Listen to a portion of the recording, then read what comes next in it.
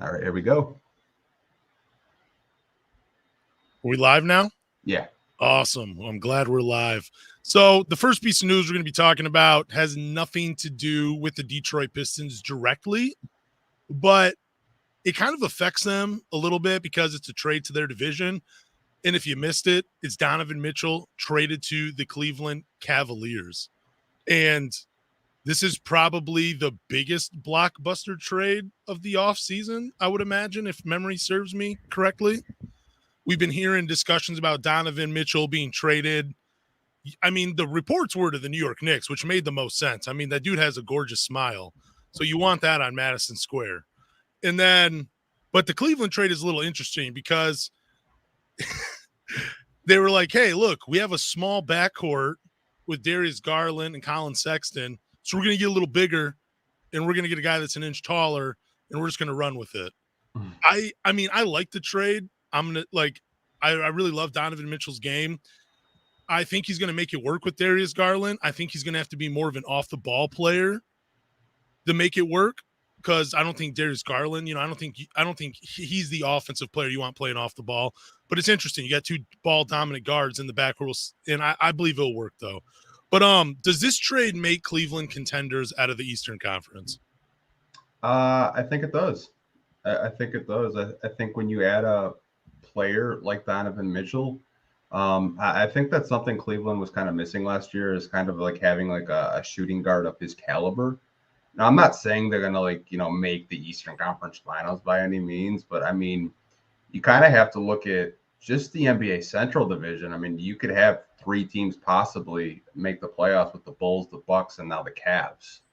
So, I mean, shout out to Cleveland for doing that. I mean, their rebuild, the way they really attacked it, they basically sucked for 3 years. They got themselves into the Jared Allen trade, which was huge for them.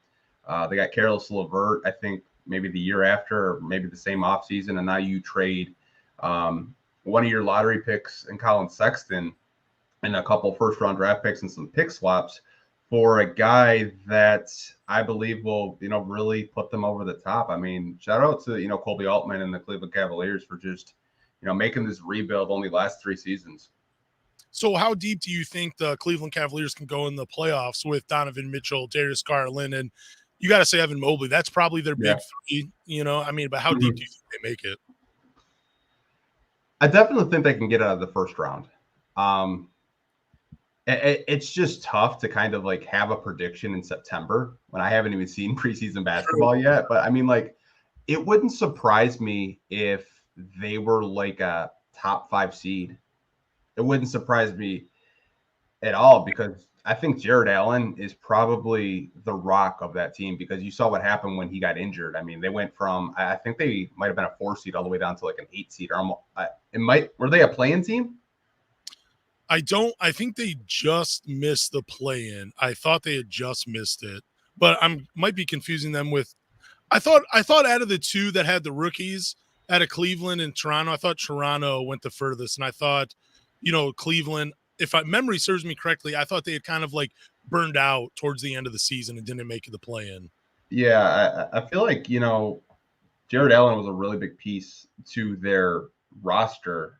And like I said, they put themselves in that trade because at the time, the Nets were just, I don't even remember who the hell was in that trade. I remember it was a 5-team trade though. I mean, like, I know a lot of Pistons fans are like trying to like parallel like Cleveland and Detroit for some reason, which I understand, but at the same time, it's like they have like impactful, veterans right now, but like. So the Cavaliers did make the play-in. They were at 9 seed last year, but they lost early. So that's what I'm misremembering. Like they lost early then, and I guess Toronto, they must have lost in the first round of the playoffs. So it's weird. Like even though all this just happened a couple of months ago, I'm blanking on the finish of the end of the NBA season. Yeah. But I don't know. Like I'm gonna go back to my original question: does this trade make Cleveland contenders? In the sense that they're going to make the Eastern Conference Finals? No, absolutely not. But if we're talking about contenders as being a top 3 team in the Eastern Conference heading into the playoffs, yeah, I could totally see Cleveland doing this this upcoming season. Like, you got an explosive, dynamic guard in Donovan Mitchell. You got an all-star caliber point guard in Darius Garland, who is just a steady – you're calling Jarrett Allen the rock of the team, but Darius Garland is just a steady point guard. You got Evan Mobley. He can do a little bit of everything defensively. Like, he can switch. That dude, he's just a unicorn. Then you got Jarrett Allen, the rock. You got Okaro, who's just a nice role player. And then I think they got Ricky Rubio potentially coming back. And, yeah, they got a nice team. The only thing with Cleveland, though, is, dude, you got rid of Lauri Markkanen. So I know Donovan Mitchell's a way better player than Lauri Markkanen, but that 3 big man lineup they were able to do last year gave them a lot of length, were able to contest a lot of shots. You're going to be missing that. And I don't know how big that was towards the success of their team last year, but I feel like losing Lauri Markkanen and being able to have that lineup of Jarrett Allen and Evan Mobley with him in the front court, that had potential to be something pretty special. And, they got rid of it for Donovan Mitchell, and we'll see what happens. But will the Pistons be able to compete in the Eastern Conference? This is the question I really wanted to get to, because these cores, the cores in the Eastern Conference, man, they're young and they're good. And you got Boston with Tatum and Brown, you got Cleveland, you got Toronto, you got Milwaukee. Giannis is not that old. So does this kind of like ruin, I guess, or maybe change the trajectory of the Pistons during all of this, because the Eastern Conference got that much better? Like, what are your thoughts on that? I think Troy Weaver has always preached patience since he's gotten here. And I know a lot of fans, like, they thought within 3 years of, being a bottom seed, winning 20 games, that like we would be out of this. But I think the way Troy Weaver looks at it is, yeah, we won 23 games last year. If we win 30, that's progress, right? Like, he's all about the organic way to slow grow. If we have a top 3 pick, he's not mad about it. If we're an 8 seed, he's not mad about it. Like, I think with the Pistons, they're just doing this the slow way, and I think that's the right way to do it. If there's a move to be made where you can get a guy that, helps you, obviously, kind of like how Cleveland did with Jarrett Allen and Karis LeVert, then yeah, go for it. You'll probably have the assets. You have a ton of young guys. You have one of the youngest teams in the NBA. I think what Pistons fans need to understand is Troy Weaver is not going to rush this. It's not going to be like, when Joe Dumars was like on his final stint where, you just trade Brandon Knight and Chris Middleton for Brandon Jennings. I think Troy is going to do it his way, and I think he's going to build this team for long-term success and not have, maybe we're an 8 seed and we get bounced out. We have to tear this all down. I think with him, he's trying to, kind of have it where, Pistons could be contenders in the East for 10 plus years. And I think if Pistons fans kind of look at it that way, then maybe they can be more patient for this season, because I don't think we're winning, 40 plus games this year. I don't think we're going to be like a top 6 seed. I think we could kind of play in between like a 11th, 12th, maybe try to push into that play-in. But a lot of things would have to go right for us to make that play-in. But I think the Pistons will get there. It's just not going to be this year. Yeah, I wasn't even really talking about just this year in itself, because the Eastern Conference, it's loaded. I was kind of talking about like just a couple years down the line. Like, I know the core for the Pistons is good. You got, I'm not even going to name off the players. We already all know them. We love this team. If you don't know the core by now, what are you doing? But anyways, we know the Pistons have a good young core, but we're still seeing some of these younger Eastern Conference teams getting better. And it seems like it's all going to come to the head at one point, and we're going to really see who makes it out of the Eastern Conference in a few years. But I don't know. I don't think the trade for Donovan Mitchell really affects the Pistons down the line. I think it's going to make Cleveland more competitive for a few more years, but I'm still, I'm patient with the Pistons. I don't expect them to do much this year, but in a couple of years, I expect them to do something. I don't think Cleveland will be that big of a problem. I don't really know any Eastern Conference team that'll be that big of a problem in a few years, because I can't predict the future. But I saw this meme, and it had to do with LeBron James, and he's looking at the Cleveland Cavaliers roster. Do you think this might sway LeBron James in any way to come back to Cleveland?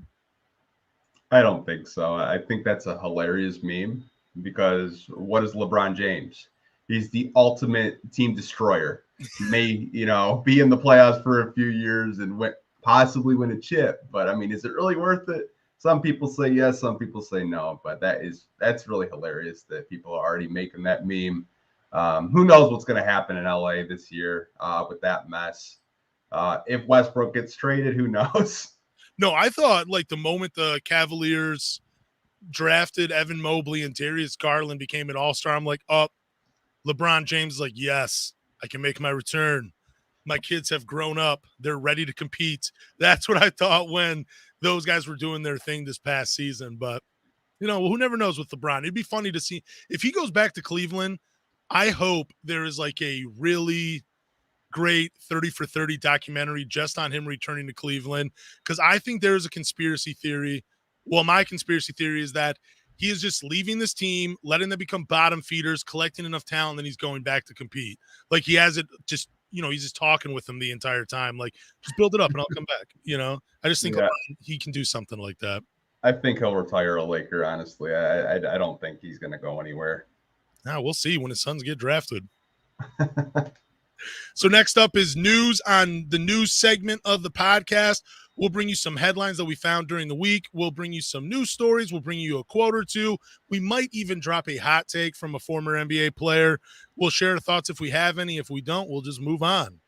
So the 2022 NBA Rookie of the Year odds were dropped. You have to follow Pistons Talk to get all of this. I mean, the dude is just incredible with posting content. But the top three so far are Paolo Banchero at plus 200, Jaden Ivey at plus 500, and then Keegan Murray at plus 500. Those are the top three rookies. So who would you feel the most confident putting your money on to win Rookie of the Year?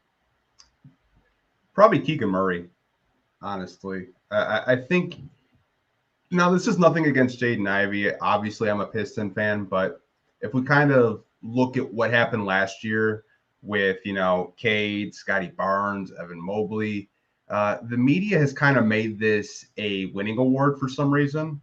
And I think when you kind of look at situations, I think Jaden Ivey is in a good situation for the Pistons, but are they going to be a lock for the playoffs? I don't know. I can't see the future. To me, I think Sacramento had a hell of an offseason addressing a lot of needs, and I think Keegan Murray could definitely average 10 just his rookie year, and he might win it. Like, it's just so crazy how the media has kind of made this a winning award. But if I were to bet money, it would probably be Keegan Murray. Wouldn't be shocked if Jaden Ivey averaged 15 and he finished second in Rookie of the Year voting. But you know how the media is. I mean, Cade had a hell of a season. I mean, he was. I think he was the first rookie that averaged 15, 5, and 5 that didn't win Rookie of the Year. And I think it was like Magic Johnson and Larry Bird were in that same category. So it's just like, I don't want to like kind of like spit out that Detroit versus everybody Kool-Aid, but I mean, like at the same time, it's just like, okay, Cade couldn't win it. What makes you think Jaden Ivey can? Yeah, and you're right. Like, I mean, it's so weird now that Rookie of the Year, like a huge emphasis is put on winning. Like, I don't understand that. Like, we've never put everything in on a rookie. Like, even when it was LeBron James, I don't believe Cleveland, as soon as they draft him, like, yes, contenders his rookie year. If he's not a contender, if we're not contenders, he's a failure. Like, that never was spouted off. But for some reason, the Pistons get the number one overall pick, and then suddenly it just changes over to being an award for winners. I don't understand it. But back to this 2022 NBA Rookie of the Year odds, I'm with you. If I had to put my money, if we're just talking about the top three that I named off, Paolo, Ivy, Murray, I'm going Keegan Murray because the Kings have the best chance of making the playoffs, because I am so convinced now that the award, like, you have to be on a winning team to win it. Like, you have to be on a winning team to be a contender for Rookie of the Year. I'm so convinced that you have to do this now that I would go for Keegan Murray. I don't even like him. I really don't even think Keegan Murray's going to win it. I think he's going to be a nice contributor to that team, but winning is so important now to the media that Keegan Murray probably already has his name on the award. They probably already gave it to him. So someone, if you are watching live on YouTube, someone did make a comment in the chat, and they said that the media will love Jaden Ivey more than Cade. Oof. And I can kind of see where he's going with this, because if you kind of look at Cade Cunningham, the media loves flash, right? Now, True. Cade Cunningham is not the most flashy player, but man, is he efficient. He gets it done. Now, Jaden Ivey is explosive. He's probably going to be on some Sports Center top 10s with some of the dunks and just him attacking the basket. So I could kind of see it from that standpoint. But at the same time, it's like if Jaden Ivey was in Orlando, he'd probably win it. Yeah, but oh man, was Scotty Barnes that exciting last year? Like, was he that friendly to the media? I don't remember any crazy sound bites. Like, I mean, and then I'm not even trying to hate on Scotty Barnes. I'm just, I'm thinking about what this, with this person that's watching YouTube is what they're saying. And I agree with it. Like, I think the media is going to love Jaden Ivey. There's something about him. He has like a nice charisma and poise about him when he talks. Like, he's a nice flashy smile. He has a good look to him. Sounds kind of crazy saying that, but like for some reason that is important now. But Jaden Ivey, yeah, maybe. I think that guy's right. Maybe the media will love him more.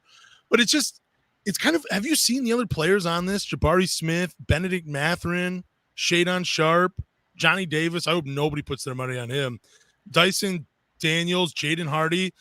Like, outside of the top three, I think there's no chance for any of these guys to win Rookie of the Year outside of Paolo, Ivy, and Murray. I think Dyson Daniels is a dark horse, honestly, because I think when you kind of look at New Orleans, they're in a similar situation to Sacramento. They're probably going to be a playoff team. They got CJ McCollum, Brandon Ingram, Zion's coming back. And Dyson Daniels can kind of be that glue guy of what Scotty Barnes was last year. Mm-hmm. So, I mean, if you're kind of taking it from that standpoint of Toronto, would not be surprised if you started seeing some Dyson Daniel hype going into the season. My dark horse pick is actually Benedict Mathurin. Yeah, he's nice. Yeah, he's a solid player, man. I would not have been disappointed if the Pistons had, if things had been different and Ivy goes fourth. I would not have been disappointed in Benedict Mathurin at all. And I mean, he's the man. Him and Tyrese Halliburton together in the backcourt. That's going to be interesting. And yeah, you're right. Like Indiana, they're kind of in that same, I know they're rebuilding now, but they could potentially make a push, for the playoffs. They had enough talent on that team and that roster. I mean, I know the Eastern Conference just got better, but I wouldn't put it past Indiana. So I don't know. So Keegan Murray's your pick that you feel the most confident in winning. Keegan Murray's the player I'm most confident in winning just because he is based on the names here, he's in the best situation. He's in the best situation out of all. I mean, I think Ivy truly is in the best situation because he's on the team that's going to be, help him grow and develop into a potential superstar. But for the Rookie of the Year odds, Keegan Murray has the best situation. Because the other thing is too, like he's just going to be able to play off the Aaron Fox and Sabonis. It's not going to be like the guy in Sacramento. So. No, not at all. And it's like if you kind of look at Sacramento's offseason, I mean, they addressed a lot of needs, a lot of 3-and-D guys. Like they're really desperate to push for the playoffs. And I think you kind of look at a guy in Keegan Murray who killed it in the summer league. I think him just doing dribble handoffs with Sabonis, getting dimes from De'Aaron Fox. Like the media is probably really going to push for Keegan Murray to win Rookie of the Year. I think they already have their agenda made up for him because if you listen to the interviews, he's very well spoken, kind of like a media darling, if you want to kind of use that term. But it's just like it kind of sucks that these awards are predetermined by the media and they have so much control over it. Like I would kind of like to see how they do like the All-Star voting. Like you have like 20% to the fans and like 80% to the media. Like because like I don't want to say like Cade got robbed because I think Scotty Barnes had a really good season. And I think he's probably one of the better players out of his draft class. I think if Scotty Barnes develops some kind of reliable jump shot, he's going to be right up there with Cade. But I mean, I would love to see the fans kind of like get into awards and not have the media just kind of have like 100% of the vote. Yeah, I wish I could like throw my vote in there. I do. I mean, I do think if you had allowed fans to vote last year, I know like there are some fan bases that they feel like it seems like they have a louder voice than other fan bases. But I think collectively as the NBA had gone on, I think you were starting to see more people push for Cade outside of Detroit to be Rookie of the Year. So yeah, if fans had voted, it would have been a little different, and it would be interesting. I wonder if they could like do something special, so it wasn't just like the All-Star vote where it's like open for everything, but maybe if you like, I don't know, bought NBA TV or something, you had a vote for the Rookie of the Year or something. Yeah. I don't know. I hate to change the subject, but did you see what they did for League Pass this year? I did not. Tell me about this. So I know if you buy 2K, they're throwing League Pass in for a year, and they also lowered it by like $100 because all these streaming sites are kicking their ass right now. Yes, like, it's so crazy. Like we're living in an age where it's streaming. Like I just saw, I think you can get every NFL game right now for $10 a month by the NFL. See, I'm always a little confused about the streaming services, and I'm glad you brought this up because me and my brother were looking into the NFL Plus package, I believe. Yeah. Is it what it's called? But I thought it had like a little line in there that said this is only for games that are going to be aired locally. Yeah, I don't know, because sometimes you have blackouts, like if you're not in that, prime location. But here's a little secret: use a VPN. Yeah, exactly. I live in Detroit and Florida. Didn't you know? Dude, someone told me to do it, like put a VPN towards India because then you get League Pass for like $15. Yeah, that's smart. Yeah, I had a client come in, and that's what I'm not saying that's what they did, but they were telling me they had heard if you did that. I don't know what it is in India, but at that time, this was a couple of years ago, that's what they had told me. So that's actually kind of cool, though. I'm glad League Pass has done that because I've always been interested in League Pass because I like some of the features that those streaming packages come with. Like, I forget which one it was, forget which NFL package it was, but you could actually watch the coaches film. And I love the camera angle of coaches film more than what the broadcast vision they give you. So here's a question: what would be your League Pass team, like outside of the Pistons? Dude, I love this question because there's a few teams that I really enjoy watching. I would probably say Dallas would be one of them, just because I love Luka.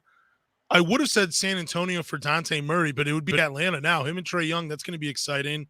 And then I'm going to do 3. I'm going to do my final one. So I got Dallas. I would say Atlanta. And then for the third one, dude, I might go Minnesota just because Anthony Edwards. Like there's something about him. He's an exciting guard. So those would probably be my 3 teams for League Pass. Yeah, like mine would probably be Memphis just because Ja Morant is just so electric. Like, you can't even say Golden State because Golden State has half of their games like nationally televised. It's like, it's like, dude, if you have ESPN, you're gonna see the Golden State Warriors. Yeah. I gotta go New Orleans. I'm buying the hype down there. Like, I think them, getting CJ McCollum and Zion coming back. Like, I'm really excited to see like how that turns out. And I'm gonna go Miami Heat. Ooh, that's a good one too. I thought about Charlotte though too because of LaMelo Ball. Probably one of his final years in Charlotte. Might as well just watch it before he changes teams. Yeah, I mean, I don't know. Apparently he's unhappy with the direction that Charlotte's going in, and I'm just thinking, I was like, bro, I said after his rookie contract's up, he's out. He's out of there. I saw this posted online too, and it has something to do with LaMelo Ball and Cade Cunningham. I believe it was on Reddit. So what they're saying, if the NBA had started a new team, I believe it was called like the Albuquerque Antelopes. I think that's what the team name was on Reddit. And you had to pick between Cade Cunningham and LaMelo Ball to start your franchise with. Who would you pick out of those two to start your franchise with? And I think, if I'm remembering correctly, most of the comments were in Cade Cunningham's direction. Like, I'm not going to ask you because I know who you would take. Like, you would take Cade Cunningham, right? I shouldn't have to ask you that. If I was starting a franchise between LaMelo Ball and Cade? Yeah. Oh, yeah, Cade. I like LaMelo. I was actually on the hoping the Pistons were going to win the lottery during the COVID season for LaMelo. But I'm kind of happy we did get the 7th pick and we got Cade because I think when you look at Cade Cunningham, he's more of a complete player than LaMelo Ball. LaMelo Ball is flashy and he makes all those crazy passes from 3/4 court, but Cade makes the right basketball reads and the right plays. So I'd rather have a player that's a high IQ and I don't know, his rookie year, it's kind of crazy when you look at his stats. March, for example, I think it was 24, 6, and 6. like as a rookie too, man. It's just like, dude, are you shitting me? Like imagine like year 2, year 3, he's giving you like 30, 10, and 7. Like that's absolutely crazy. Well, I think the biggest thing too out of between those two players, like if they are playing in Albuquerque, if they're just playing in Albuquerque, Cade's not going to mind. You know, that's like his personality. It's like, dude, I just want a ball. With like LaMelo, it seems like it's more. It doesn't always seem like it's depending on him playing on a bigger market, but you can tell his camp is more like we wish this dude was getting more national exposure because it's not just about basketball. It's about, you know, what else can we do with basketball? And with Cade, it just seems like it's all about basketball. Yeah, I mean, one guy's a hooper, one guy's a basketball player. I won't even get into that. So, but we got the Rico Hines footage. Finally, got it earlier. And I don't know. I was pretty impressed with it. It was pretty fun to see. It's like an NBA preseason game with less defense. I'll just say that. So it's kind of, it was funny seeing everybody like talk about Kevin Knox as like in the next Tracy McGrady because he did kind of look like that in the Rico Hines footage. But who are you most impressed with during the Rico Hines footage that you saw? I think Kevin Knox was probably the one player where I was just like, okay, there's something there for sure. Like I wasn't really too impressed with anything I saw out of like any player there individually. I think Cade did a hell of a job playing against Steph Curry.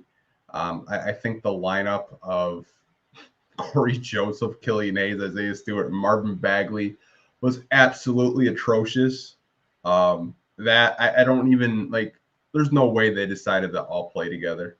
Like you can't tell me that. Like nothing against Corey Joseph. Corey Joseph was actually getting buckets. Like Killian Hayes was just running out there. I don't even think they passed him the ball in those YouTube videos. Who was the fifth player? Was that Hami that was in that lineup? Yeah, Hami too. Okay. It's just like there was no shooting like outside of like Isaiah Stewart and you know, I want to point that out too, because I've seen that on Twitter and on social media, people talking about that as a lineup they want to see. And I'm like, dude, it's so bad. It's such a bad lineup. You got Killian that doesn't want to shoot. You have Corey Joseph, who's your best shot creator in that lineup. You have Hami as your best athlete that has to play inside, 12 feet to be effective. And then you got Marvin Bagley, who, you know, I mean, he's solid offensively. And then you got Isaiah Stewart trying to figure things out. And there are fans that just love that lineup. And I'm just like, oh, my God, I'm so glad you are not decision makers because that lineup, just imagine that lineup in an actual NBA game. Holy crap. They're getting like 8 to 12 points a quarter. It'd be terrible. Yeah, man. It was definitely like I don't want to take too much away from Rico Hines' runs because like, you know, it's pickup basketball in August. Right, like they're just trying to get a workout. They're all out there working on their craft, trying to get better, trying to get work on stuff that they want to improve for this, you know, upcoming season. So, I mean, if you want to take away anything from the Rico Hines thing, is all the Detroit Pistons are out in California and they're all working together. Like they're really serious. And I think I was listening to Bun Cardigan, shout out to them. With their Isaiah Stewart interview that they had. And Isaiah Stewart was saying like how this feels a lot different from any season that he's been a part. He's just like, it just feels different. Everyone's serious. Everyone's hungry. Everyone wants to win. So I think we have the right group of guys on this team. So that was my biggest takeaway from the Rico Hines is, you know, they're just trying to get a workout in. Well, just everybody playing together, developing chemistry, you know, that's important. So outside of Kevin Knox looking like, you know, the king of the court, I mean, he did look impressive, dude. I did not know he was that type of athlete. Like that oop that I don't know who threw it to him, maybe Ivy or no, Sadiq Bey. Sadiq Bey threw the oop to him like the full court and he just went up and caught it. I'm like, dude, why can't that's the thing I hate about the basketball gods. Why do you curse one player with all this talent? Why can he not figure it out in the NBA? I don't get it for Kevin Knox. I hope he does. I'm not putting that much money into the Kevin Knox stock, but he looks solid at the Rico Hines run.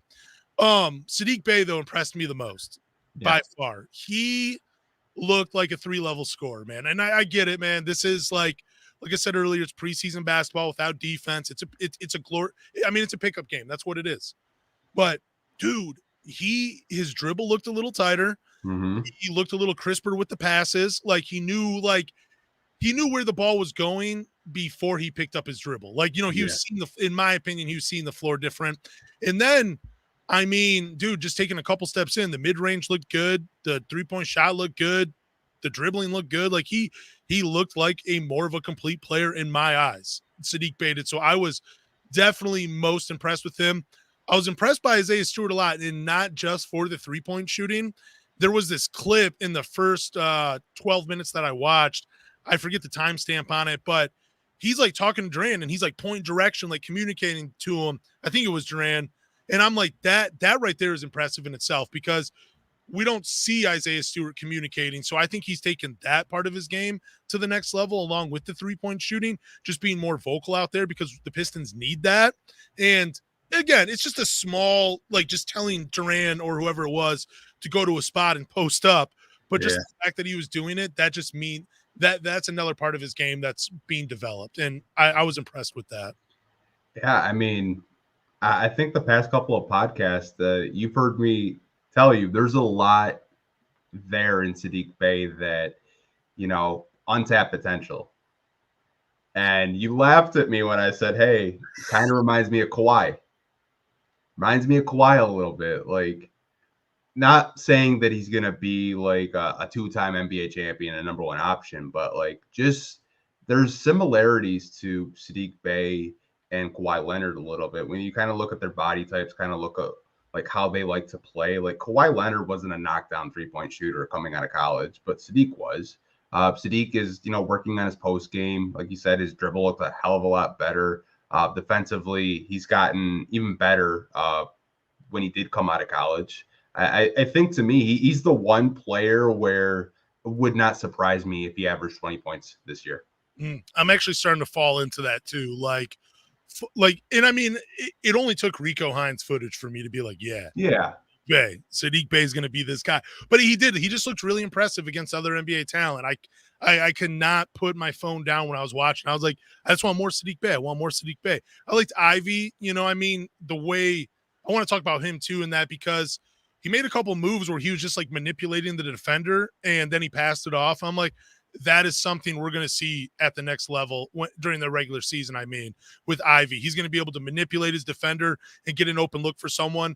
And it looks like he's kind of developing that 2-man game with Isaiah Stewart a little bit. So I'm very excited about that. And, there was a couple passes, from Ivy to Isaiah Stewart where he knocked down a couple threes. So that, I'm excited for that too. So I guess maybe those 3 things impressed me the most: Saddiq Bey, Isaiah Stewart, and Jaden Ivey, those guys. And then plus what you said about how all these guys are out in California, they're all taking it more seriously. And it seems like they're developing that chemistry and gelling together as a unit. Well, yeah, I mean, every summer they get to go to Tom Gore's house, and there's always a big party. I think this year he had little baby out there performing. So I mean, they were partying. I know former Piston players that I've talked to before, they're like, bro, that was the most lit party. Tom Kors is such a cool owner. So shout out to him for that, to just kind of reward them for their hard work and being locked in and stuff like that. But to your point earlier about Kevin Knox and the athleticism you saw for that dunk, I know I told you before, you don't really get to see 100% of a basketball player's abilities on the court, because each player has a role. You saw Kevin Knox be athletic, but we probably won't see that this season. No, I don't think so at all. He might just be a catch and shoot guy. And and that's the thing. I mean, I don't know. And that's the thing I was going to say about Kevin Knox. Outside of the catch and shooting, what does he bring the team? Because I haven't seen enough of it. I mean, I saw more from the Rico Hines footage than you have of him in the NBA. I mean, I know he has some Knicks highlights, but he was a bad player in New York, so I don't know what there is from him. I don't know what his role is going to be, but yeah, catch and shoot, that's probably all we're going to see from Kevin Knox this year. Yeah, and I was catching a little bit of flack because someone's just like, well, what's Kevin Knox's role going to be? And I was like, he's probably taking Hamid Diallo's minutes. Ooh, you think so? Yeah, because I think what Diallo does provide is defense, and he's electric off the bench. He kind of like an energy spark. But at the same time, when his shot's not falling, it's not falling. And I think KC may trade, offense for defense with Kevin Knox. And I think more times than not this season, we'll probably see Kevin Knox with the second unit because you need 3-point shooting in the NBA because we were one of the worst 3-point shooting teams last year. I mean, I hope Kevin Knox makes it, but if his shot's not falling, at least Hami can provide at least defense, even though he's too much of a gambler defensively, but he provides that, for the Pistons. So we'll see, though. That's an interesting take, though. Kevin Knox over Hami. Man, you've been right about a few things, so we'll see. Hey, man, if I take an L on this one, I will say I'm a dumbass on this podcast. But that's fine. Until I'm proven wrong, we'll see. We'll see. Well, did you see the Brandon Jennings, how he wants to attend a Detroit Pistons game? The CJ Nivey, yeah. I mean, that's love, though. Like, shout out to Brandon Jennings, man. Like, I wanted him to work out in Detroit so hard. Like, you have no idea. Like, when we started the season 5-23 with Josh Smith and we waived him and we traded Tony Mitchell for Anthony Tolliver and we went on like that 11-game streak. We were beating the Spurs at home, man. Like, I really thought the Pistons were going to turn it around. Like, I don't even think the Pistons have won 10-plus games since then. Ooh. Yeah, I don't think so either. I don't know what their most recent win streak is. Man, that's tough. I forgot it was that many games with Brandon Jennings because for some reason I thought it was just like 7, but which is still impressive. But yeah, he went down quick and hard after that streak for the Detroit Pistons, man. I mean, like, even though that squad was like kind of like you had KCP, you had I don't even remember who the 3 was. It might have been Kyle Singler or somebody or Jonas Jerebko. Like, man, it was rough, but like I just remember like that was probably the one moment of like Detroit Pistons fandom over like the past 10 years where I kind of look back on it and I was like, man, what if he doesn't get hurt? Because we were winning at a really high clip and Van Gundy had those guys playing really well. Yeah, I'm excited to. No, I remember that. I got into a little bit of an argument with someone on Twitter about it a couple of years ago. They said, like, I thought Brandon Jennings would be an all-star, but then I went and looked back at the numbers, and he was just really inefficient. They're like, he still could have been. I'm like, yeah, not shooting 36% from the floor, man. Like, I loved Brandon Jennings. I have that game of him when he was in Milwaukee where he broke Kareem Abdul-Jabbar or Lou Alcindor's record for most points in a rookie. Have that saved on my computer and my hard drive. Great game. Loved Brandon Jennings. Just, I kind of feel like people outside of that streak, people misremember him a little bit in Detroit. I don't want to get too much into it, but, Brandon Jennings, I'm glad he's coming to Detroit to watch these guys. And you're right. It's all love. I mean, my biggest gripe with him when I was watching him when he first got here is he didn't know how to use a pick. But, like, I can't really be mad at him for that because he was so young in his career. Like, I don't really think he got to play with, like, bigs like Monroe and Drummond. But when he did figure that out, I remember he had that 20-assist game. And then, like, Reggie Jackson had one the same year, which is absolutely crazy. Like, the fact that we had 2 point guards to have 20-assist games in the same season, this kind of shows you, like, what the potential was for that team. Oh, for sure. For sure. All right. So 2K23 is introducing a new feature into the game where you can start a franchise with historic teams. For the Detroit Pistons, we get the 1983-84 Pistons, the 1991-92 Pistons, and the 2002-03 Detroit Pistons. Some details about the game for people listening and people watching. Rasheed Wallace isn't in the game. Tayshaun Prince isn't in the game. And who knows if 2K gives the Pistons the pick from Memphis. I think it's kind of interesting in 91, 92, you get one final shot against Jordan, and then you get to head into the Teal era.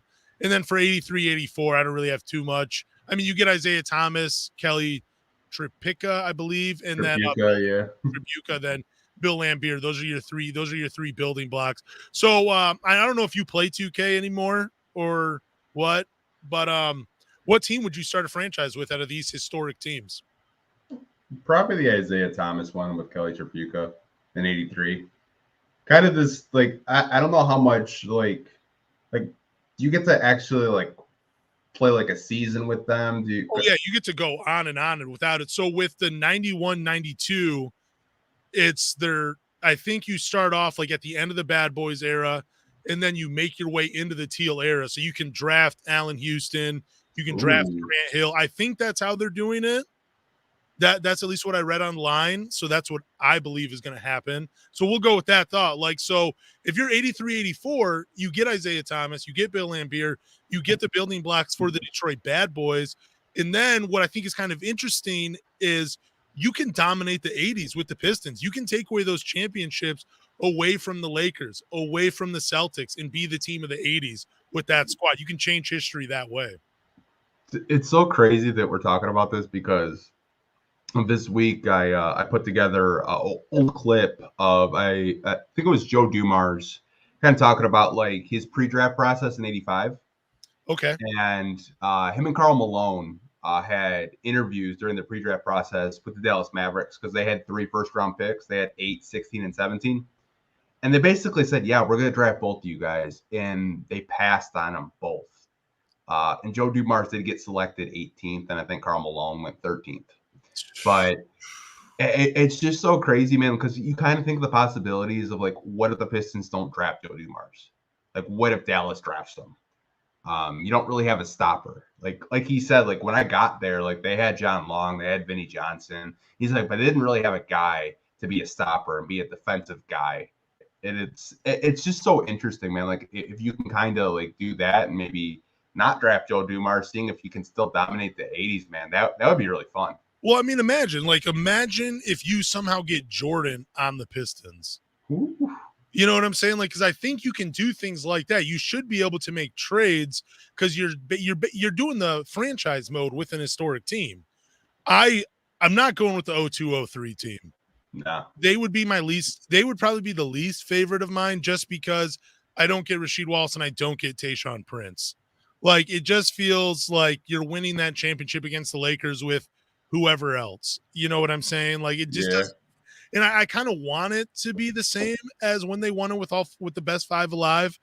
If I'm going in that direction, I want the best 5 alive on my team.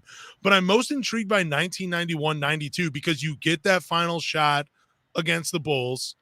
You get a chance to win your 3rd straight NBA championship after winning the 2. And then you get to go into full rebuild. You get Allen Houston and Grant Hill. Like, I mean, there's nothing better than that. That's it. I think you'd be, and you get teal jerseys. Like, I think 91-92 would be the move for me in the franchise mode. Oh, man, that's just that. I don't know. I kind of like the fandom of me because I wasn't born during the Bad Boy era. Yeah, neither was I. So I would probably know none of the players that were getting drafted like between that era at all. Just to kind of learn the players' history and learn like what their strengths and weaknesses are. So that's kind of like the nerd in me where I'd be like, okay, I know Isaiah Thomas and Under Puka. I know Bill Laimbeer, but to like maybe draft a guy that wasn't a Piston or trade for a guy that, you know, maybe a Kevin McHale in Detroit. Like, I think that aspect of it would be really cool. Oh yeah, I think it would be. I'm with you on that because I think about the 80s. You can have Isaiah Thomas. Imagine though, you get your Dennis Rodman, but then you end up getting Scottie Pippen too. So you're court, and then whoever you want at the 2 guard. Like, there's so much endless possibilities for these historic teams. But the move for me is 1991-92 because I know a lot more about 90s basketball than I do about the 80s. And 90s basketball was still a lot of fun for me to watch. And I think it's, you know, I mean, there were some teams that were playing kind of like modern style basketball that we see today. There weren't a lot of them. It wasn't really that effective back then, but there were some guys that were trying to play. There were some teams that were playing fast and pushing the tempo. And I think that would be fun. And I just think keeping Allen Houston and Grant Hill together throughout the 90s, I'm going to give the Bulls the biggest fit with the 91-92 starting that way off with the Pistons. So I'd go 91-92. Yeah, I mean, I don't know. Like, I know 90s basketball too a little bit, and it's like I would probably trade Allen Houston before he gets a chance to even leave. Honestly, it's so interesting. Like, try to get T-Mac or try to get Shaq. Like, Oh God. That would be so like now you make I might actually buy 2K this year because of this conversation we're having. Like I texted you earlier, like, dude, I don't think I've bought in 2K or played 2K. Like I usually get it on my computer and it's trash. Yep. I have a gaming computer. Like I have a PS4 and it's probably got like 6 inches of dust on it because I just don't have time to play video games as I work so damn much. But I mean, shit, man, I might make some time. I think it's kind of a cool feature. That's it. Like I used to take the 2K games when they started putting the historical teams in there. I found out you could take the historical players off of them and put them on modern day rosters. So I would fill up like the Bulls, the Pistons with every legendary player that I could. And then I would do like an franchise mode, but a fantasy draft. Mm-hmm. So you had all the historic players in there. This just seems like more fun because yeah, I mean, I get like a time frame, I get an era, I get kind of a direction that I want to take the team, but then I go, the other way with it. I think it's kind of cool. Plus, I'm just excited to see what kind of players they I guess, too, also it really depends on what players are in. Like, if I get a bunch of legends for the 80s in most of those completed rosters, I'm probably going 80s. But if I get the same for the 90s, I'll probably most likely I'm going 91, 92. Okay, so I'm really glad Deshaun did say this. It's not on PS4. It's on PS5 or the new Xbox. I haven't even been able to like stay up to date. Like I think you're texting me like I bought it for my Switch and it was trash. No, someone. Okay, so a couple of years ago, I bought my daughter a Nintendo Switch, and I just started playing it because, like, dude, it's a handheld. I can bring this thing with me everywhere. I just, play some shooting games on or whatever. Someone bought me 2K with Dame Lillard on the cover. It's a bad game. Like, it wasn't fun at all. I tried playing it a few times and just could not get into 2K on the Nintendo Switch. I just haven't really been able to get in 2K for a while. I don't have the next gen system, so yeah, I'd be out on this franchise mode. But I mean, if it's going to be as good as we're making it sound, I might as well just go spend the money and play it because it's going to be fun. I'm going to be entertained. But right now I just don't have the capabilities of actually doing this. It would be kind of fun though if we just did a stream where we're just going through a year of franchise mode on 2K. I wonder how many people actually watch that. Like, I think I have 2K21 on my computer still because I bought it through. God, what the hell is that shit called? I can't even remember what the hell it's called, but I bought it through there. But I mean, like, I'm nerding out. I'm thinking of my PSP that I still have. Those were awesome too, dude. I loved riding. I loved playing those on long bus rides to sporting events, like some of my basketball games. Loved playing the PSP. So I'm going 91, going 92. You're going 83, 84 for the team. I think it would be a lot of fun. I just think we could do a lot of fun stuff with these teams. Oh, for sure. But moving on to this was an interesting trade. I found this one on Reddit too. But would you give up Jaden Ivey for Shai Gilgeous-Alexander? Now, this is a tough trade because you're at one hand you're getting the proven guard at SGA. He looks like an all-star. And I think he is one of those guards. Just by watching him in Oklahoma City, he would complement Cade Cunningham really well. He can be another ball handler. He can score, defensive. He can play off the ball. There's a lot that SGA can do. And like we've already seen him with Giddey, so we know he can make it work with a plus-size guard. But then on the other hand, you get Jaden Ivey, who's an unknown, who has potential superstar. He could be a potential superstar. So, but would you make that trade? Would you trade Jaden Ivey for Shai Gilgeous-Alexander? Damn. It's a tough question. I haven't even seen him play in the NBA yet. I've seen Summer League and some Rico Hines film. But that's kind of it, though. So, like, you have to think of the trade as I haven't seen Ivy other than a little bit.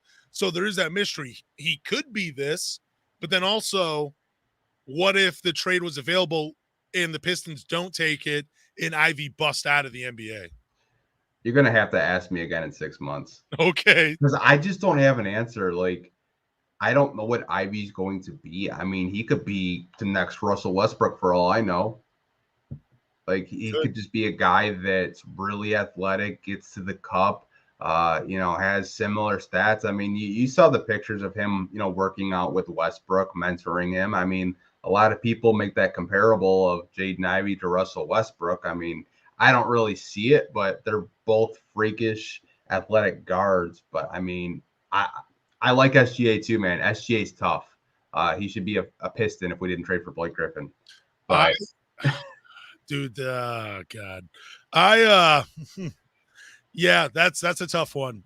I think I love Ivy. I'm not going to do it. I'm too excited about Ivy.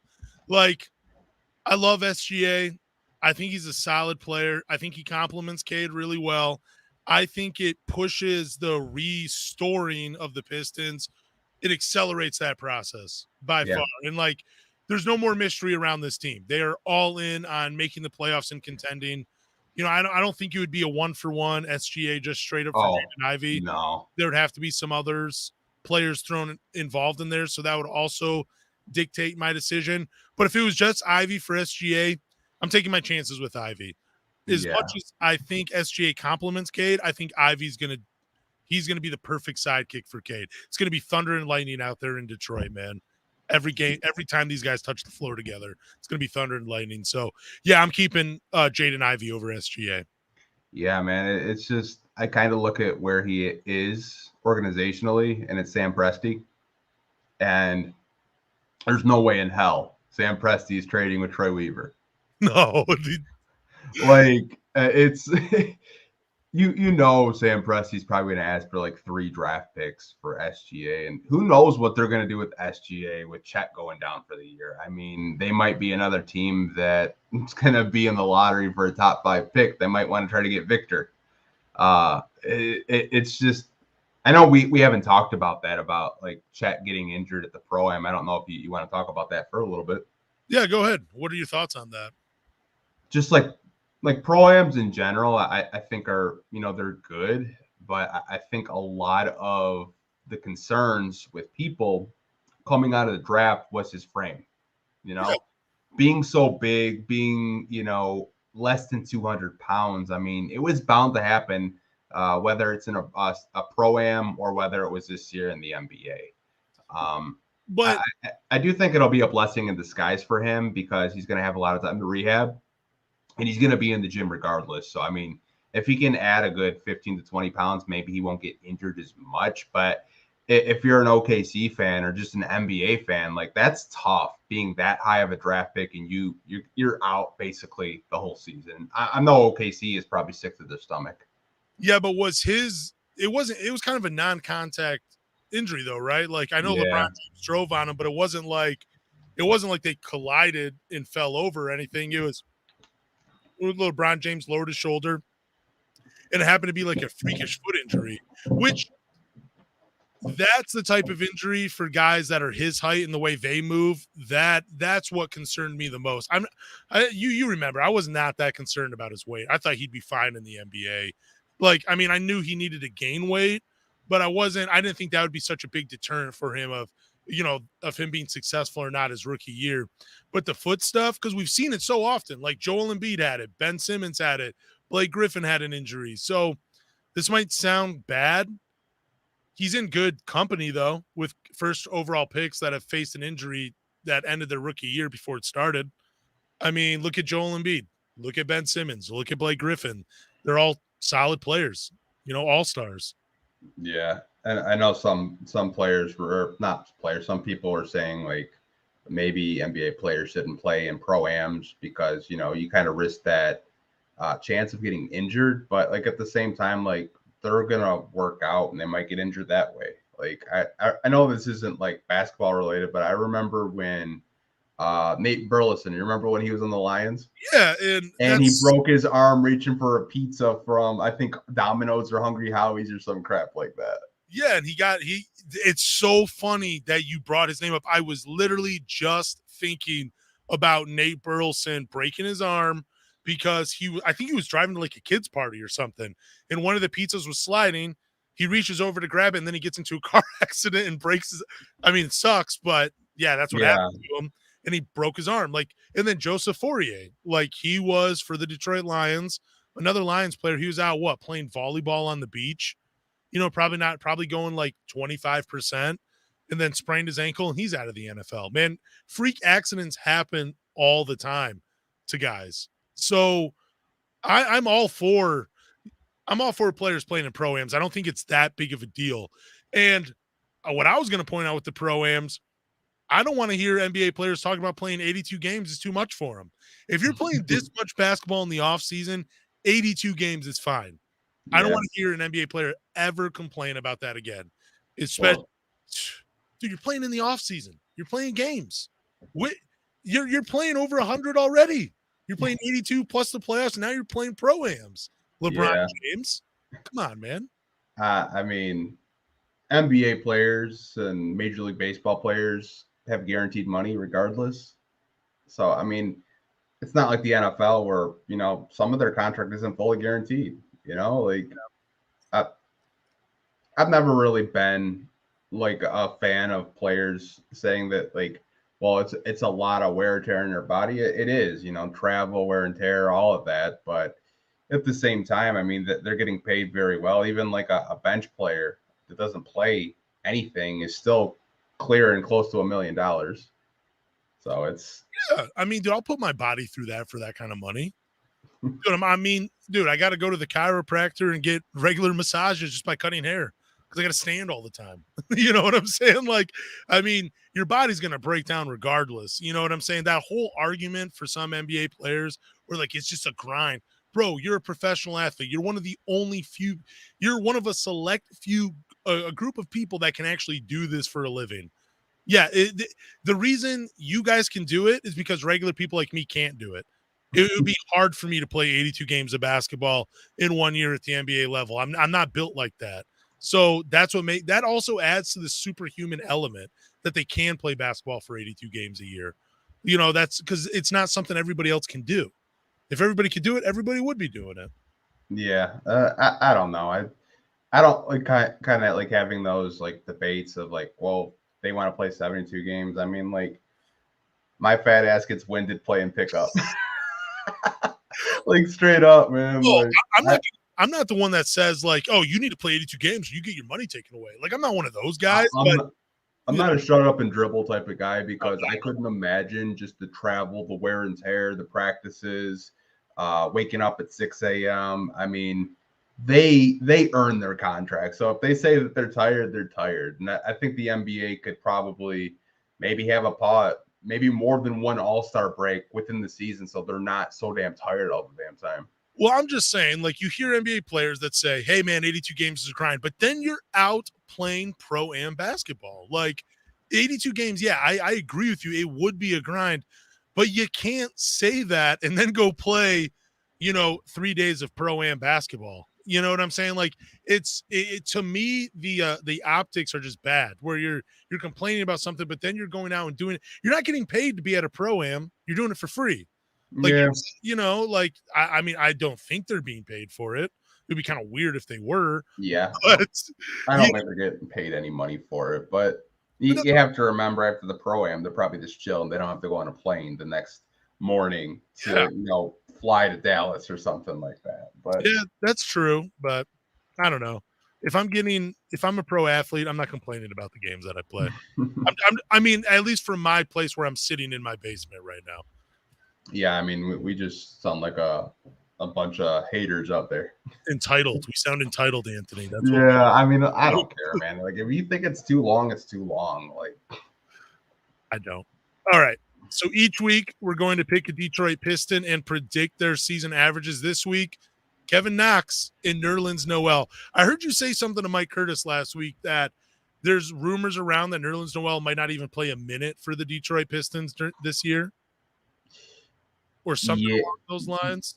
Yeah, so I did hear that he's gonna kind of take more of a mentor role. So I don't know how true that is. Like the guy that I did hear it from, I can't remember his name. He is pretty reliable though in terms of like Piston news, but like I wouldn't be opposed to that of him kind of just mentoring, kind of like. Do you remember Joel Anthony from a few years ago? Oh yeah.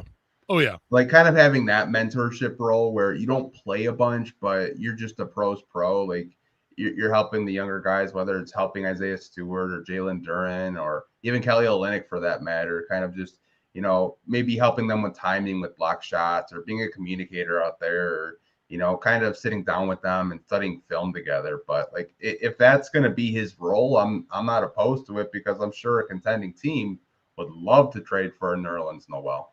I thought when they said they're a mentor for the young guys, it was more of like, hey, man, show them around the cities that we go to, show them the safe spots, and, warn them about the other spots they shouldn't be going to.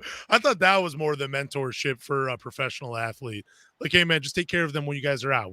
Coaches aren't watching you guys 24/7. This isn't AAU anymore. So you got Nerlens Noel showing them where they're at. But I don't know. I want to see Nerlens Noel play. I might be one of those guys. I don't know about you, but I want to see him play. He's only 28 years old. He's not old enough to be a mentor yet. Yeah, I don't know. Because I don't know how true that is. Like, I think there could be a chance where he might be your starting center opening night. Like, I've said that before too. Yeah, I mean, he's a guy that, he had injuries with the Knicks, but I mean, you look at his career, I mean, he's a good rim protector. So what do you think Nerlens Noel's stat line is this year with points, rebounds, and we'll say blocks instead of assists? I think he'll probably give you like around 7-8 points, 8 rebounds, and probably like almost a block and a half per game. I'm with you on the blocks. For points, I'm looking up what he did last year real quick. So last year for the Knicks, he played 25 games. He averaged 3 points. We'll round up to 6 rebounds. And then for blocks, he had 1.2. Okay. So I'm going to say 3 points. I'll say he averages that. He did this in about 22 minutes per game last year. Yeah, 23 minutes. It was only 25 games and 11 starts. I'll say 4 points. If he's getting around 23 minutes a game, I'll say 4 points. I'll say 6 rebounds, and I'll say 1.5 blocks per game for Nerlens Noel. I think that's a decent stat line for end of the bench big. Yeah, I mean, he doesn't really have an offensive game, but I think defensively, the impact is a lot better than what we currently have. Now, I know Kelly Olynyk isn't a defensive stopper. Isaiah Stewart, I love his effort, but, sometimes he just gets too aggressive and the refs just blow the whistle. I mean, there was multiple games last year where he's picking up 2 fouls and it's not even the end of the first quarter.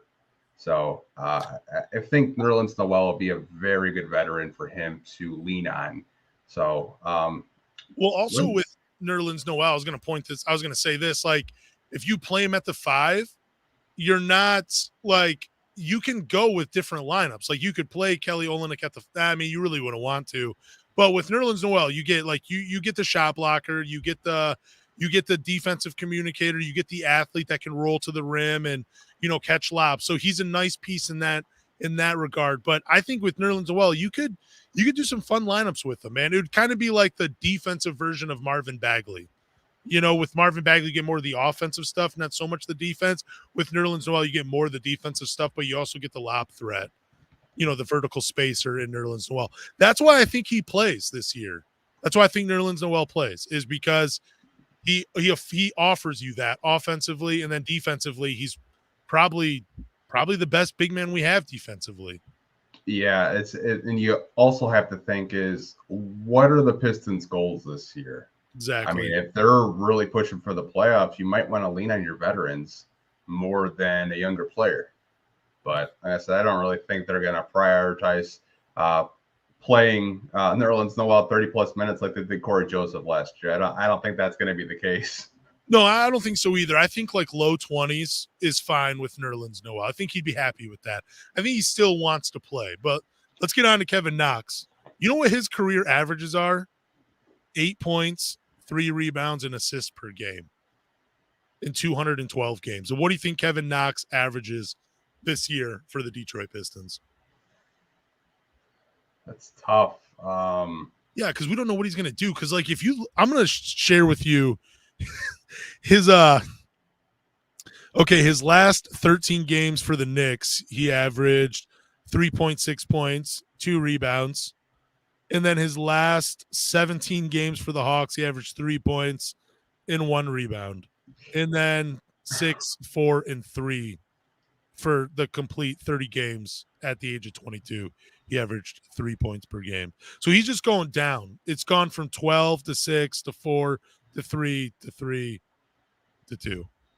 Yeah, I think this is another one of Troy Weaver's, projects where, he's taken a swing on a player that was a lottery pick and trying to see if anything pans out. I mean, you have a former second overall pick and Marvin Bagley on your team. That seemed to work out.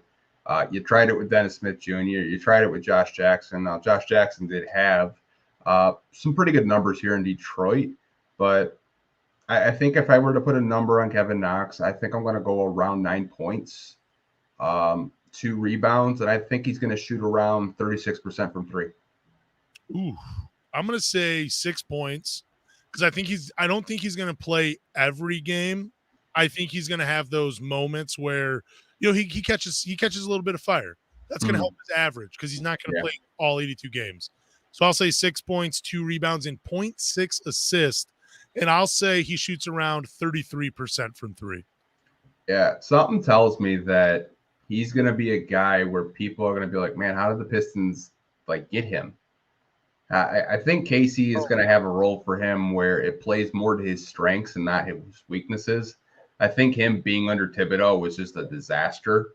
I really do. And Nate McMillan, I mean, the Hawks last year were just underachievers from making the Eastern Conference Finals and then just nothing happening, and they're trading all their expensive contracts. I think Kevin Knox in Detroit is probably going to have a career best because that kind of seems to be a theme with Detroit of when people come to Detroit, they usually have career years for some odd reason.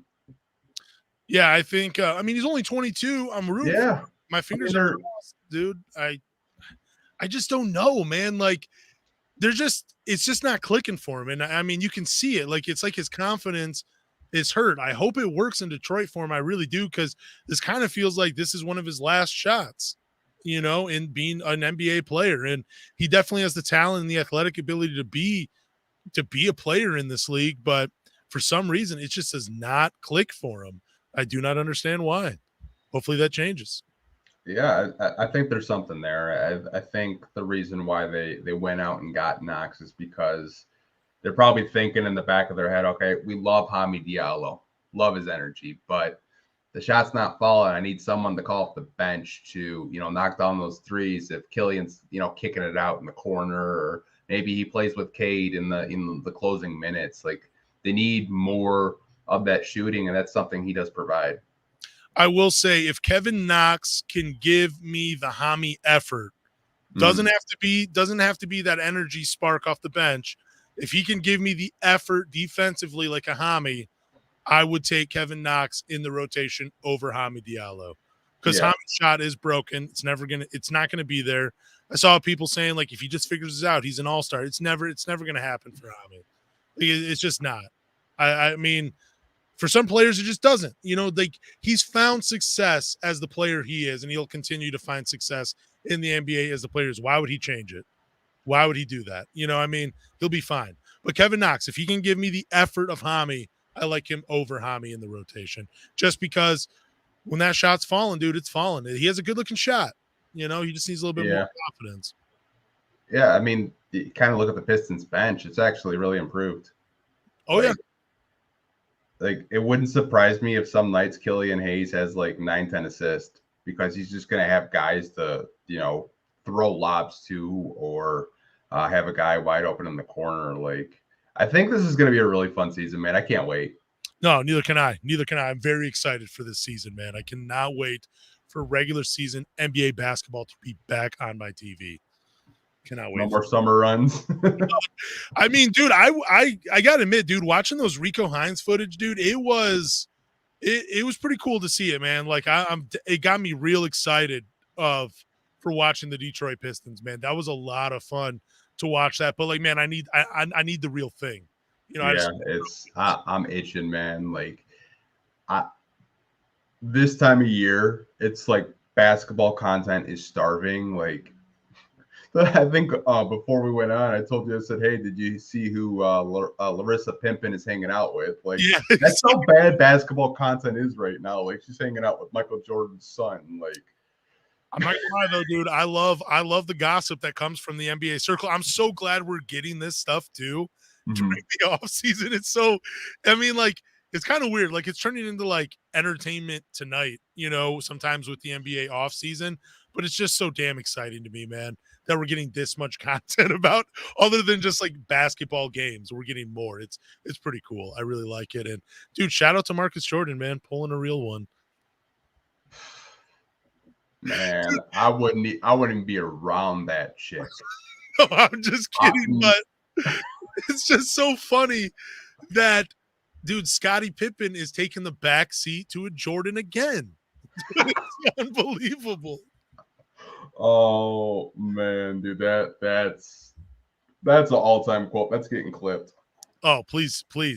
That is getting clipped and sent to you after the show. Okay, so do we got some Q&A for tonight? Yeah, we got about 5 questions. I did, if you guys do have any questions, we'll do this Q&A segment for a little bit. All we ask is you go over to Spotify and subscribe to the Pistons Talk Podcast. That's all we ask you guys. So we're going to get into the Q&A right now. So we have a question from Ryan. Ryan says, do you guys have a favorite 90s team besides the Pistons? Dude, I do. And it's the Charlotte Hornets with Muggsy Bogues, Larry Johnson, and Alonzo Mourning. I love Larry Johnson, dude. He is one of my all-time – just because, like, he's the undersized power forward, man. And, like, I kind of felt like he was – kind of like the LeBron James before LeBron James in the sense that he looked like a power forward, but he could bring the ball up. He could shoot. He could score. He could pass the rock. He could rebound. Like he could do everything in the game of basketball. His stats were impressive. So yeah, that would be my team. And then a young Alonzo Mourning, that was my squad, dude. And then I want to say the Warriors of the 90s too, with like the Run TMC, the Tim Hardaway, the Chris Mullin, and the Mitch Richmond. That was another one of my squads. Like, honestly, the only 90s team I really liked outside of the Pistons were the Dirk Mavericks in the 90s. Because those, like, I believe they had Steve Nash and Jason Kidd on one team at one time, which is like absolutely crazy if you think about it. But wasn't that Phoenix though that had Steve Nash and Jason Kidd? No, that was Dallas. Okay.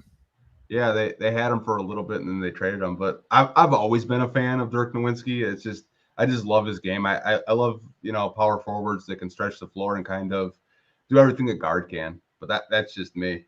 Dude, I liked what's another team that I really liked of the 90s when I go back and look at them. Dude, it might be wow, I'm blanking on the squad. That sucks. I'm blanking. So yeah, Charlotte and the Warriors for me for sure. I like the Lakers though with Nick Van Exel and Eddie Johnson. Those are cool highlights to watch. I like that squad too. And then yeah, those would probably be my teams right there, man. Those guys. For sure. And we have a question from Brian. And it's about your favorite player, Lance. Oh, Isaiah Livers. Nice. Is Duren going to start? Dude. You tricked me. I know. We've talked about this quite a bit on the podcast, and we talked about it last week with Mike Curtis. I say you'll see Duren start after the All-Star break towards the end of the season, when kind of like whether the Pistons are in the playoffs or the Pistons are out of the playoffs. If the Pistons are out of the playoffs, you're going to see Duren start. If they're in the playoffs, I don't expect him to play a ton this year. I don't expect him to get many starts. But yeah, all after the All-Star break, I would have to imagine. Yeah, so this is a tricky one because I don't want to say he's going to start day one because I haven't seen him in a training camp or preseason. I remember a few years ago when we signed Christian Wood, people were like, who is this guy? I remember going to a preseason game and they gave us a pamphlet. They're like, who the hell is Christian Wood? Catches a couple lobs, hits some threes, some turnarounds. They're like, dude, whoa. But I mean, I think Casey's going to stick to his guns. I think he's probably going to give that starting nod to Isaiah Stewart because he had it last year. But don't be surprised if you see a little bit of competition between Duren and Isaiah Stewart splitting those starting center minutes, because I think what Duren does offer that Isaiah Stewart doesn't is a guy that can catch lobs, a rim runner, and rim protection. And I think that's everything you need in a starting center today. I mean, you even got guys like Jalen Rose comparing him to Bam Adebayo already. Hey, I compared him to Dwight Howard, and for some reason that was just like laughed at. So just okay. So you didn't say like what Dwight Howard. Like if you would have said Atlanta Hawks Dwight Howard, we probably would have been fine with it. No, I wasn't comparing him directly to a Dwight Howard like a season. I was just saying like more of being that, man, it's hard to say because like Dwight Howard was a real franchise player. It's hard to put a rookie in that, but I was saying like defensively, he's going to be like Dwight Howard in the sense that he's a rim protector. He's going to change the way people drive to the hoop.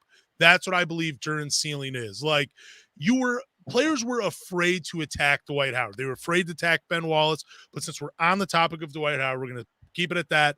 They were afraid to attack Dwight Howard. That's what I think you're going to get with Duren. He's going to be so good at protecting the rim. It's just going to change the way people play the Pistons in that regard. And then I was saying more of, I think Duren, once he figures it out, he's going to be more of an offensive threat like Dwight Howard, because it seems like I know there was that comparison to Robert Williams, which I think is fair, but Robert Williams really isn't the offensive player that I think Duren could be. I think Duren could be a 15 to 17 a night, a guy with 9-10 rebounds and 2 blocks. You know what I'm saying? That's closer to Dwight Howard numbers wise than, I don't even know. I'm not even trying to compare the numbers to him. I'm just saying, I think Duren, let me just reiterate, I think Duren will be such a good shot blocker. Teams change the way they drive on him, and he'll be an offensive force for the Pistons. For sure.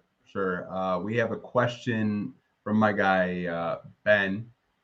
Ben he's a funny guy, man. I'll have to get him on the podcast sometimes. I mean, some of the questions he asks, I'm just not going to drop them in here, but this is a more serious one. Will Killian follow the Dennis Smith Jr. trajectory? High pick, replace, and out of the league. It kind of feels that way. Like it really does. You look at Dennis Smith Jr., you look at Chris Dunn, who I think is a even more favorable comparison to Killian. He's out of the league, and he was a guy that struggled offensively coming into the league and more of a defensive minded player. And he's also left-handed. So yeah, I wouldn't be surprised if I want Killian to succeed. I think this is his make or break year, but I would not be surprised if he's just out of the league in a couple of years. It wouldn't surprise me at all. See, I don't think he'll be out of the league, but I don't think he's going to have his success in Detroit. I can see that too. I think he's going to be a player. Like, it's not his fault that the Pistons got the first overall pick in Cade Cunningham, and now he's kind of like that bench point guard. But I think Detroit has a couple more years with his rookie deal, which I think the next extension is close to $8 million for a player of his caliber. Like, they're obviously going to take that because he's a guy that provides really good defense, and he's a great passer.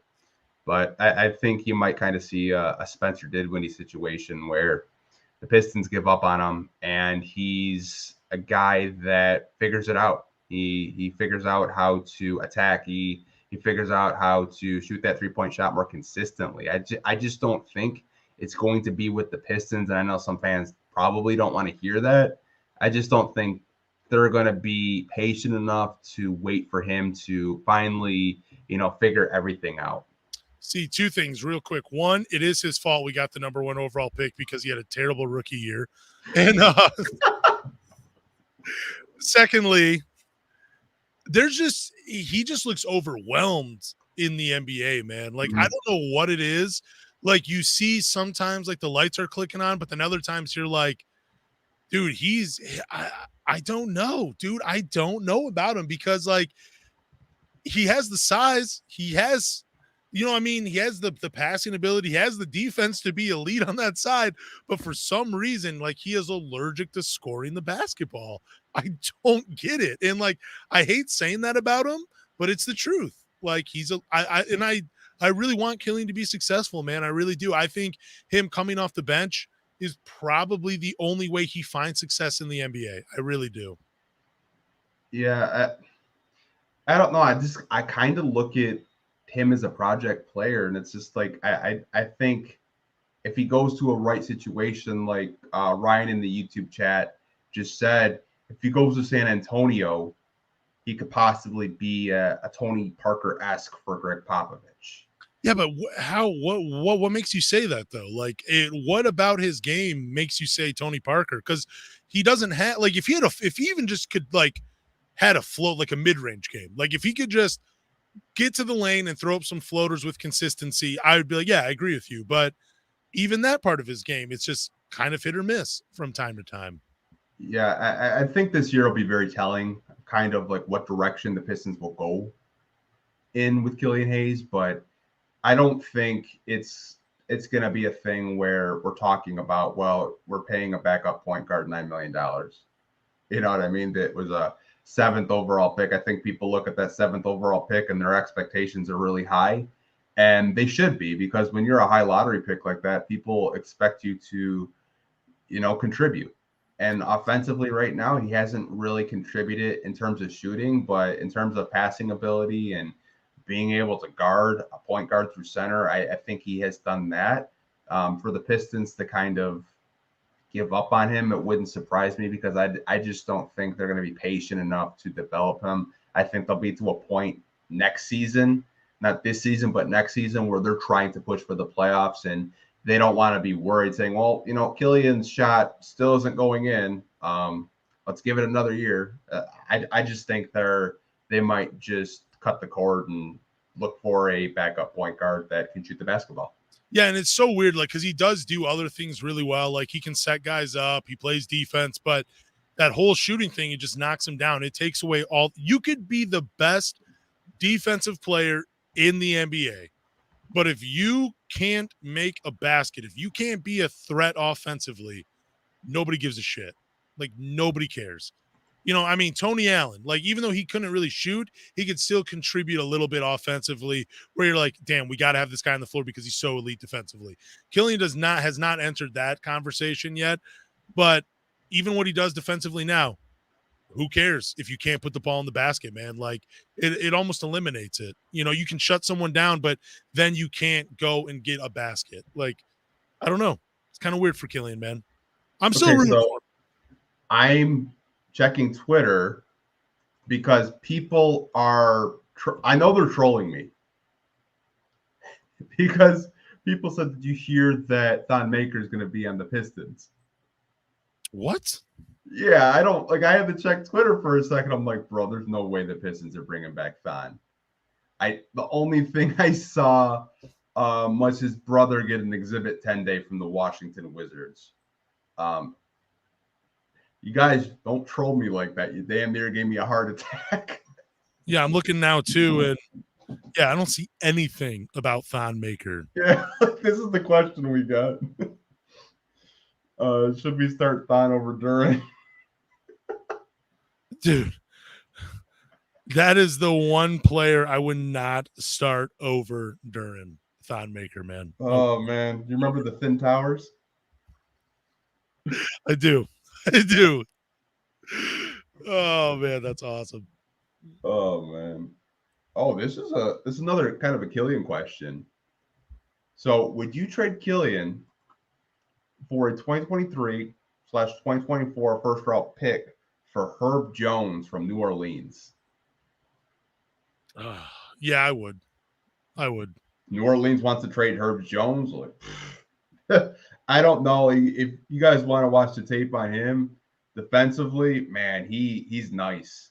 Like, I like him a lot. He is who I think people want Hami to be. Like he can contribute defensively. he can contribute offensively. That is like Herb Jones, man. He's such a solid player for. It's surprising he slipped to the second round too. Like it's nuts. Remember when he was getting Rookie of the Year votes though over Cade Cunningham? You remember that? Yeah, Kevin Pelton. Yeah. I think he just had a man crush on Herb Jones, which I get. I mean, like sometimes we fall in love with players, but bro, you shouldn't put your ballot out there that you didn't vote for Scotty Barnes or Evan Mobley or Cade Cunningham and you voted for Herb fucking Jones. Like, come on, man. What are you doing? And like his reasoning too was like, well, he's contributing to a playoff team. Dude, who cares? Like, come on, man. Why is this the conversation for Rookie of the Year, man? It's about the best rookie. Come on. We do have another question from Brian asking about one of the Pistons' second round draft picks this year, Gabriel Procida. I don't know, man. Like, I know he's playing European ball, EuroLeague ball over in Germany right now, and you kind of look at that roster, he's probably going to be one of the main focal points of the offense. I just don't know if he's going to translate to the NBA. It's just like, I think you the one that mentioned him and Mario Hezonja is kind of like a comparable. Yep. Which, I mean, it's almost spot on. I think Procida is a little bit taller than Hezonja because I think Hezonja was only like 6'4". But I mean, like if he hits, I mean, you kind of have like an athletic like wing that can shoot threes. This is how I'm thinking this happens with Gabriel Procida. Like, this is what I think happens to him. He's over in Europe developing for like 2-3 years. The Pistons are doing their thing, and then he comes over and like contributes immediately off the bench. Like, that's like what I hope happens. Kind of like how Tony Kukoc just came over for Chicago and just became an immediate contributor and helped them win a couple championships. I'm hoping Gabriel Procida follows that same line, where it's just like, we have this European stud and he's coming over. He's going to play with Cade. And there's like that moment where like they don't get along for a little bit and then it just clicks and then we got championships. Yeah, I mean, if he hits, great. If he doesn't, it's a second round pick. Like, dude, most second round picks don't even hit. Don't tell me you're not losing sleep over Gabriel Procida. Dude, I'm not. Don't you remember like last month, like, or I told you I don't even think the Pistons will even like bring him back. Like, oh, yeah, I remember that. Yeah, I mean, like I had more confidence in Servetus. Just like, about to ask you that. This isn't a shot at Servetus. Like, I love Servetus. I think I forgot where he signed. I think it might have been in the Central Division too. It was in Indiana, I believe. Yeah, like I mean, I know some people wanted JJ Hardy, and that probably would have made a hell of a lot more sense than Procida. But at the same time, it's just like, what were the Pistons going to do with JJ Hardy? Like, do we really think Dwayne Casey would find him consistent minutes? Because I kind of feel like the shooting guard position is probably going to be logjam this year. I kind of thought if they had drafted Hardy, he would be like that potential super six man for the Pistons. Yeah. I mean, bench, like being just a scorer. But who knows? Yeah, I mean, we could be wrong. I mean, Procida could just, maybe he's a Jokic. Never know. You never know. I mean, Jokic got drafted during a Taco Bell commercial. I mean, come on. No, it was weird. I was looking up Servetus's numbers over in European, and I don't know why teams do this, but he wasn't even that good of a European player. I don't understand why you draft guys just because they're young, but when they're averaging like 1 or 2 points per game, I think that's more telling that they're not very good. Like, I remember when Kristaps Porzingis was drafted. I forget what league he was playing in, but he was averaging like 12 or 13 points per game. And then the next year, like, well, we got Dragan Bender. He could be the next Kristaps. He's only averaging 0.8 points per game. How is he Kristaps? Kristaps was averaging over 10. Dragan Bender wasn't averaging 1. How are they the same? I don't know. Some European scouts, I think they kind of look at the European players that have actually made impacts. Like, you go Jokic, you go Dirk. I mean, you could even go Danilo Gallinari.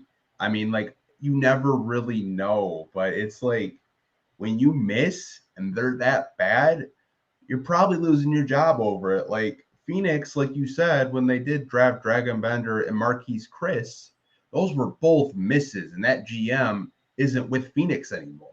So it's like, You got to do your homework, and like if you are going to draft a European player, you better make sure he's 100% going to hit. They got to be getting minutes though. Like that's Yeah. I don't understand. Like if they can get minutes in the second best league in the world, they can contribute to an NBA. I looked this up one time. It was like Tony Parker. He had good numbers when he was playing overseas. Mikel Pretris, he had good numbers. Boris Diaw had good numbers. Then I look at Nicholas Stavisky, did not have good numbers. Dragon Bender did not have good numbers. And yet those guys were high lottery picks. The formula, it's not that difficult to find a good ball player. If the dude can average 14 or 15 overseas in a tough competitive league, he can contribute to the NBA. There's probably be a good indication. If he can figure it out as a teenager overseas, he's probably going to figure it out in the NBA. Luka Doncic, another example. He's averaging like 16 overseas and then comes over here and he does it here. But then you find another guy that's like, man, he could be the next Luka Doncic. Oh, yeah, really? What tells you he could do that? Well, he's 6'8" and he can pass the ball. He doesn't play, though. Luka was playing. This guy doesn't. So I don't know why. The thing with Luka, like I knew he was going to be good. Like I remember telling my buddy, I was like, dude, like Pistons should tank for Luka because he was already playing at a high level at 16 years old, like against pros. Like I remember when we had like the US Team USA Select, he was going up against Westbrook and like he was outplaying Westbrook and like the guys over there, like you knew he was going to be good. Like it's just crazy. Like there's certain European players that you really hope that they hit, but I mean, in terms of like the Pistons European players, we don't really have that good of a track record. Like Servetus only got drafted because Arntellem's son represented him through his agency. So, I mean, that's the only reason why we even drafted Servetus. Like we're doing a favor for, one of our front office guys' son. It's like, but is Persida represented by someone in the Pistons front office? Probably, like that they know. So you kind of have to look at that scope of like what we draft like outside of the United States. The best foreign player for the Pistons that was drafted was probably Jonas Jerebko. Right? Was there any Mehmet Okur, Carlos Coutinho? Did we draft anybody else foreign that contributed? I don't remember, but I thought it was. I know Mehmet Okur was a pretty good contributor, but I don't know if we drafted him. Yeah, he was drafted in the second round. Yeah, I mean, like Pistons get PTSD when you say Darko. I mean, like that's a perfect example of what I'm saying. Like you don't know. Like, yeah, he had a good workout. You shouldn't draft him. I mean, you should see more tape. Like, I remember. So I do work with Terry Foster, as you know. He was on the Pistons beat for over 30 years, and apparently he told Joe Dumars that he had a guy telling Joe Dumars don't draft him. It was just a workout. Like he'll be a bust. He'll flame out. And it's just like the fact that like your beat reporter knows somebody over in Europe to say that he's a bust and your GM falls in love with one workout, that's kind of alarming and it's a red flag. I remember Joe Dumars saying he's like, yeah, what we did scouting overseas is like it's 10% of what we do now. Yeah. Something like that. That's not Joel Dumars slander, but that was probably his worst draft pick that he ever made. Especially when you see who is, I can't even get into that. We can go down that rabbit hole another day. Yep. Do we have any more questions, or do you think this is a good spot to end the podcast? I think it's a good spot to end the podcast. I mean, there are some questions that are hilarious, but I can't answer those. I have to remain professional. But some of them are straight up hilarious. But if you do want to sign us off, let people know where they can listen to the podcast and do that. Go for it. All right. That's a good spot to end the podcast. Thank you guys for listening. I'm Lance Caprosi. Follow me on Twitter at Lance Caprosi. Follow Anthony at Pistons Talk across all social medias. Then do us a favor. Go to Spotify, Google, Apple, wherever you listen to podcasts.